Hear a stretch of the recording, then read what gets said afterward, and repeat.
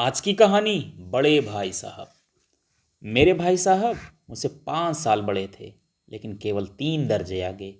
उन्होंने भी उसी उम्र में पढ़ना शुरू किया था जब मैंने शुरू किया था, लेकिन शिक्षा जैसे महत्व के मामले में वह जल्दबाजी से काम लेना पसंद ना करते थे। इस भावना की बुनियाद खूब मजबूत डालना चाहते थे, जिस पर आलीशान महल बन सके।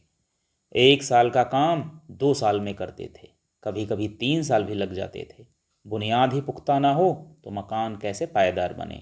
मैं छोटा था, वह बड़े थे। मेरी उम्र 9 साल की थी, वह 14 साल के थे। उन्हें मेरी चेतावनी और निगरानी का पूरा और जन्मसिद्ध अधिकार था, और मेरी शालीनता इसी में थी कि उनके हुक्म का कानून समझूं।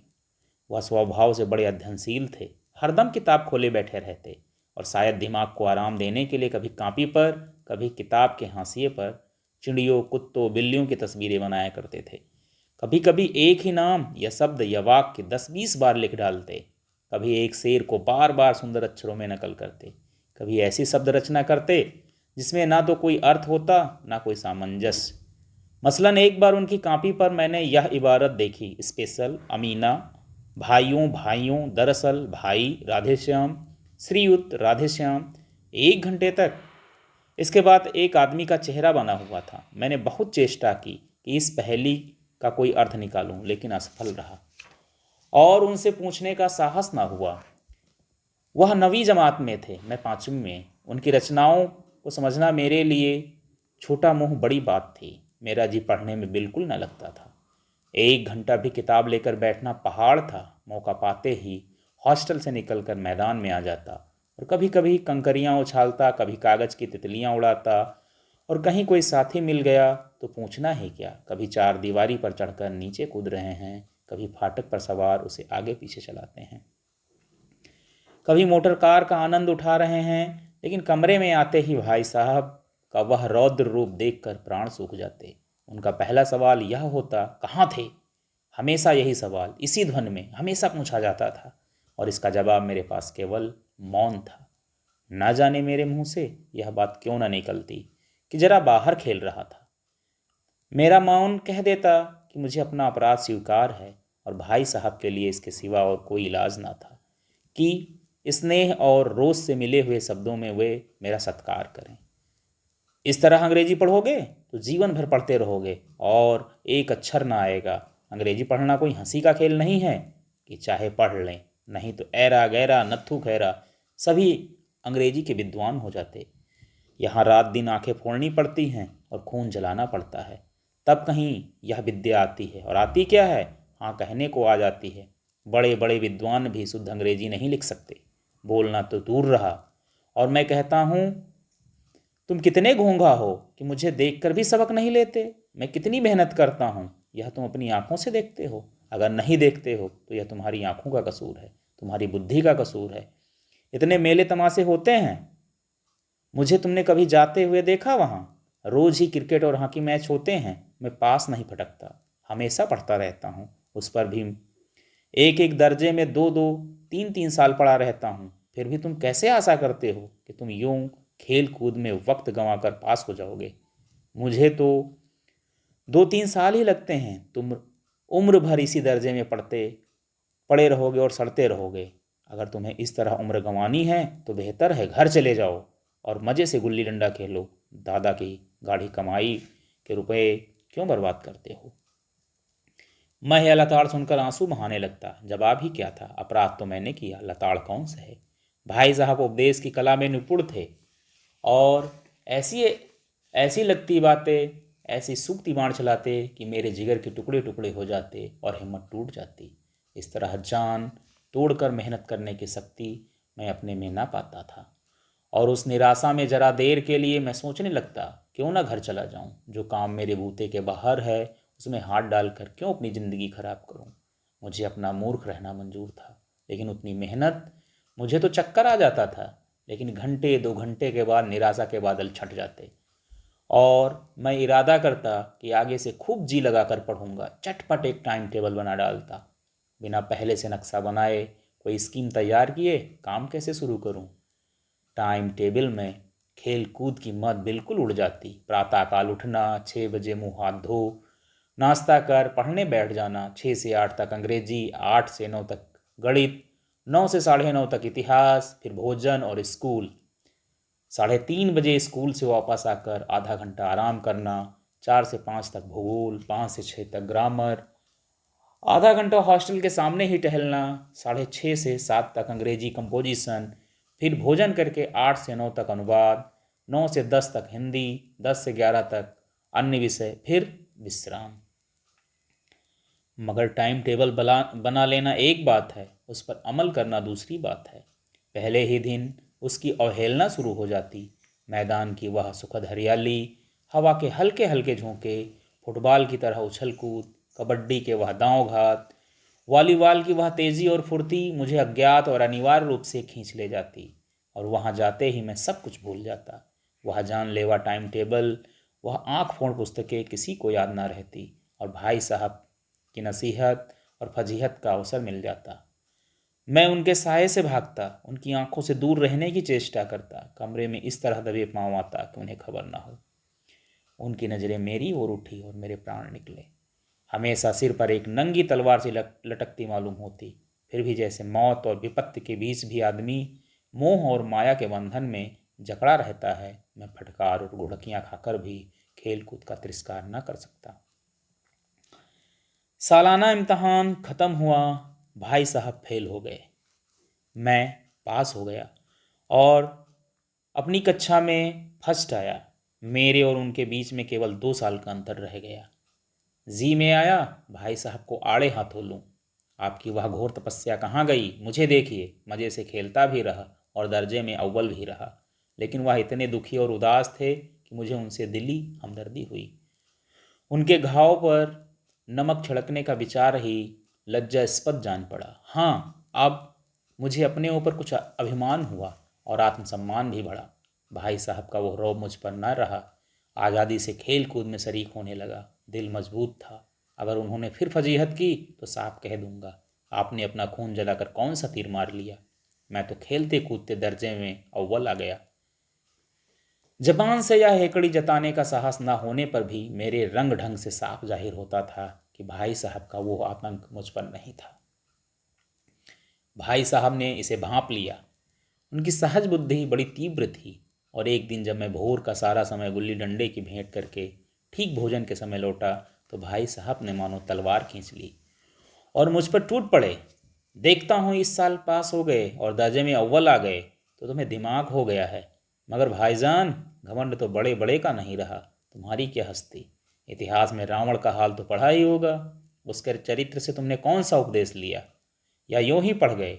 महज इम्तहान पास कर लेना कोई चीज़ नहीं है। असल चीज़ है बुद्धि का विकास। जो कुछ पढ़ो उसका मतलब समझो। रावण भूमंडल का स्वामी था। ऐसे राजाओं को चक्रवर्ती कहते हैं। आजकल अंग्रेजों के राज्य का विस्तार बहुत बढ़ा हुआ है, पर इन्हें चक्रवर्ती नहीं कह सकते। संसार में अनेकों राष्ट्र अंग्रेजों का आधिपत्य स्वीकार नहीं करते, बिल्कुल स्वाधीन हैं। रावण चक्रवर्ती राजा था। संसार के महीप उसे कर देते थे। बड़े बड़े देवता उसकी गुलामी करते थे। आग और पानी के देवता भी उसके दास थे। मगर उसका अंत क्या हुआ? घमंड ने उसका नाम निशान तक मिटा दिया। कोई उसे एक चुल्लू पानी देने वाला भी न बचा।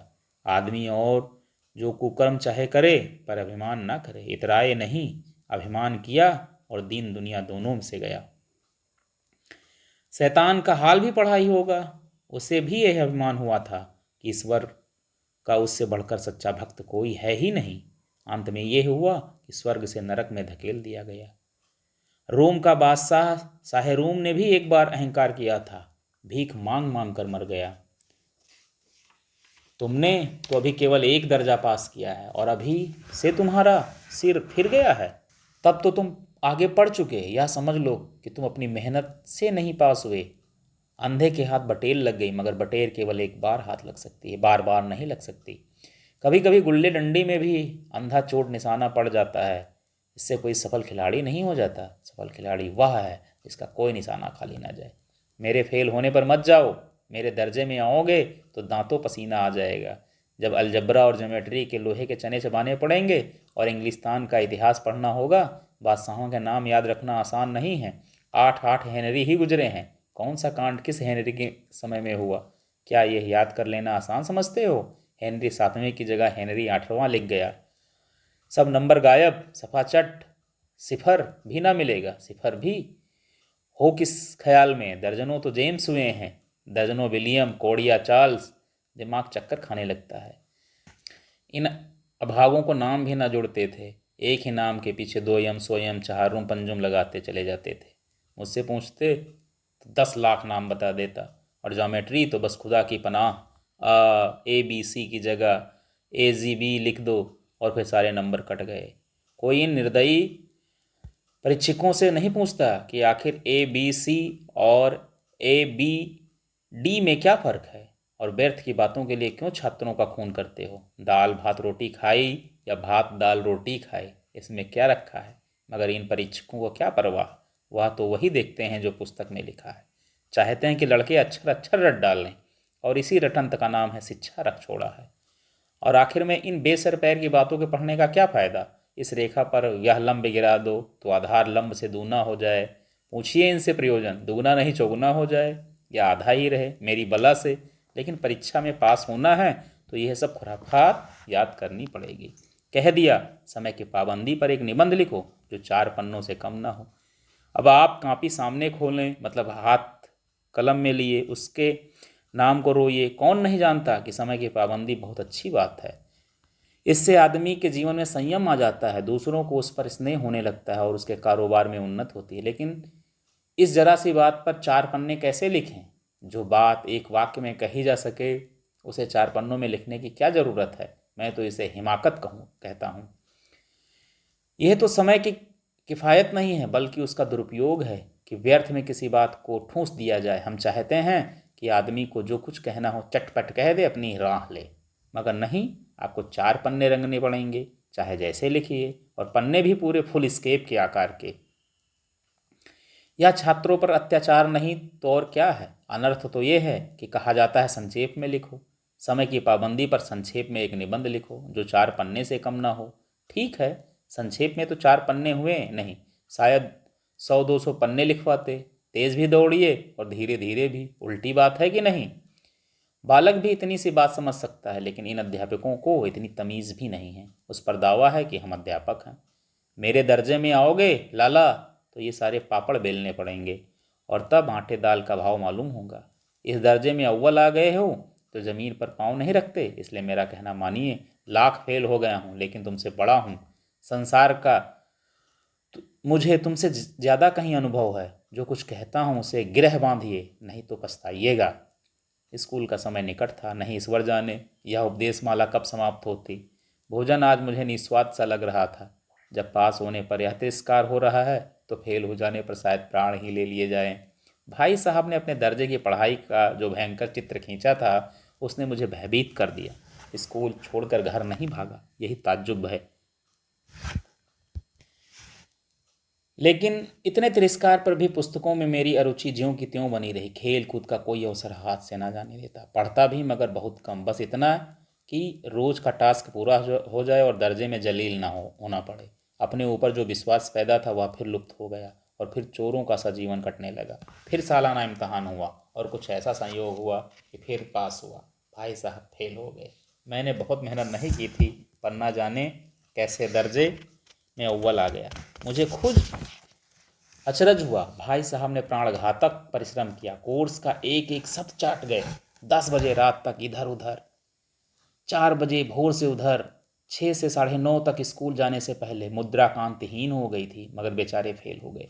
मुझे उन पर दया आती थी। नतीजा सुनाया गया तो वह रो पड़े, मैं भी रोने लगा। अपने पास होने की खुशी आधी हो गई। मैं भी फेल हो गया होता तो भाई साहब को इतना दुख ना होता, लेकिन विधि की बात कौन टाले।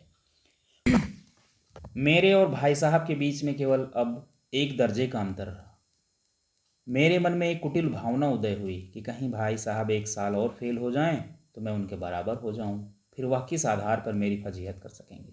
लेकिन मैंने इस कमीने विचार को दिल से बलपूर्वक निकाल दिया डाला। आखिर वह मुझे मेरे हित के विचार से ही डांटते हैं। मुझे इस वक्त अप्रिय लगता अवश्य है, मगर वह शायद उनके उपदेशों का ही असर हो कि मैं दनादन पास हो जाता हूँ। और इतने अच्छे नंबर से। अब भाई साहब बहुत कुछ नर्म पड़ गए थे। कई बार मुझे डांटने का अवसर पाकर भी उन्होंने धीरज से काम लिया। शायद अब वो खुद समझने लगे थे कि मुझे डांटने का अधिकार उन्हें नहीं रहा, या रहा भी तो बहुत कम। मेरी स्वच्छंदता भी बढ़ी। मैं उनके सहिष्णुता का अनुचित लाभ उठाने लगा। मुझे कुछ ऐसी धारणा हुई कि मैं पास हो ही जाऊंगा, पढ़ूं या न पढ़ूं। मेरी तकदीर बलवान है, इसलिए भाई साहब के डर से जो थोड़ा बहुत पढ़ लिया करता था वह भी बंद हुआ। मुझे पतंग उड़ाने का नया शौक पैदा हुआ और अब सारा समय पतंगबाजी की ही भेंट होता था। फिर भी मैं भाई साहब का अदब करता था और उनकी नज़र बचाकर कनकौवे उड़ाता था। मांझा देना, कन्ने बांधना, पतंग टूर्नामेंट की तैयारियां, आज समस्याएं सब गुप्त रूप से हल की जाती थी। मैं इस भाई साहब को यह संदेह ना करने देना चाहता था कि उनका सम्मान और लिहाज मेरी नज़रों में कम हो गया है। एक दिन संध्या समय हॉस्टल से दूर मैं एक कनकौवा लूटते बेतहाशा दौड़ रहा था।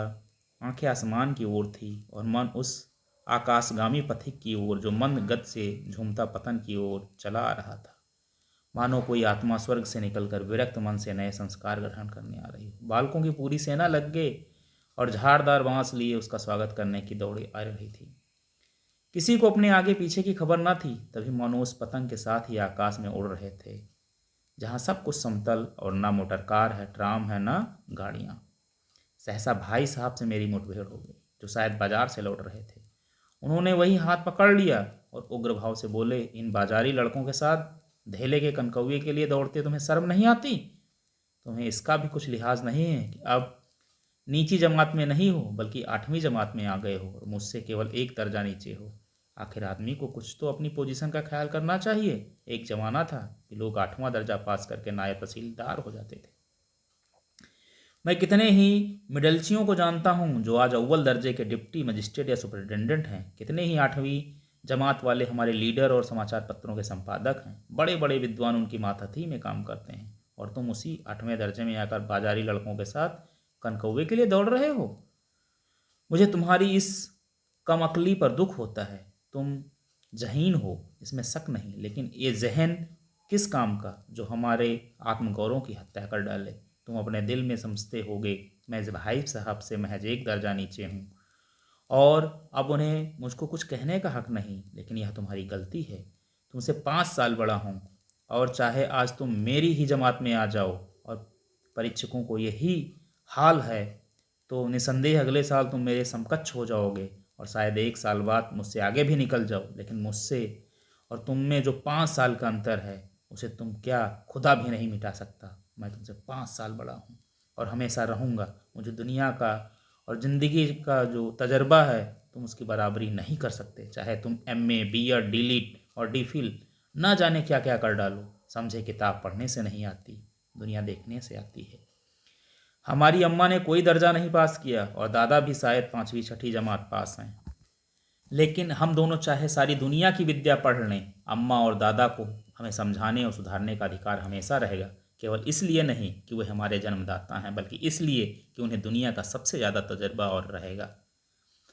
अमेरिका में किस तरह की राज व्यवस्था है और 8वें हेनरी ने कितने ब्याह किए और आकाश में कितने नक्षत्र हैं, ये बातें उन्हें मालूम हो या ना मालूम हो, लेकिन हजारों ऐसी बातें जिनका ज्ञान उन्हें हमसे और तुमसे ज़्यादा है।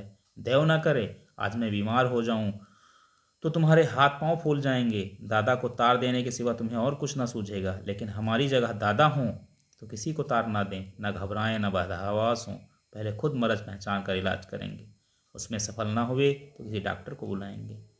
बीमारी तो खैर बड़ी चीज़ है। हम तो तुम इतना भी नहीं जानते कि महीने भर का खर्च महीना भर कैसे चले। जो कुछ दादा भेजते हैं उसे हम 20-22 तक खर्च कर डालते हैं और फिर पैसे पैसे को मोहताज हो जाते हैं। नाश्ता बंद हो जाता है, धोबी और नाई से मुंह चुराने लगते हैं। लेकिन जितना आज हम और तुम खर्च कर रहे हैं उसके आधे में दादा ने अपनी उम्र का बड़ा भाग इज्जत और नेकनामी के साथ निभाया है और कुटुंब का पालन किया है, जिसमें हम सब मिलकर 9 आदमी थे। अपने हेडमास्टर साहब ही को देखो, यम्मे हैं कि नहीं, और यहाँ के यम्मे नहीं ऑक्सफोर्ड के 1000 रुपये पाते हैं, लेकिन उनके घर का इंतजाम कौन करता है? उनकी बूढ़ी माँ। हेडमास्टर साहब की डिग्री यहाँ बेकार हो गई। पहले खुद घर का इंतजाम करते थे, खर्च पूरा ना पड़ता, कर्जदार रहते थे। जब से उनकी माता जी ने प्रबंध अपने हाथ में ले लिया, जैसे घर में लक्ष्मी आ गई। तो भाईजान ये गुरूर दिल से निकाल डालो कि तुम मेरे समीप आ गए हो और अब स्वतंत्र हो। मेरे देखते तुम बेराह ना चलने पाओगे, मगर तुम यूं न मानोगे। मैं थप्पड़ दिखाकर इसका प्रयोग भी कर सकता हूँ। मैं जानता हूँ तुम्हें मेरी बातें जहर लग रही हैं। मैं उनकी इस नई युक्ति को से नतमस्तक हो गया। मुझे आज सचमुच अपनी लघुता का अनुभव हुआ। भाई साहब के प्रति मेरे मन में श्रद्धा उत्पन्न हुई। मैंने सजल आंखों से कहा, हरगिज नहीं। आप जो फरमा रहे हैं वो बिल्कुल सच है और आपको उससे कहने का अधिकार है। भाई साहब ने मुझे गले लगा लिया और बोले, मैं कनकौवे उड़ाने को नहीं मना करता। मेरा भी जी लल चाहता है, लेकिन क्या करूं? खुद बेराह चलूं तो तुम्हारी रक्षा कैसे करूं? यह कर्तव्य भी तो मेरे लिए है। संयोग ने उसी वक्त एक कटा हुआ कनकौवा हमारे ऊपर से गुजरा।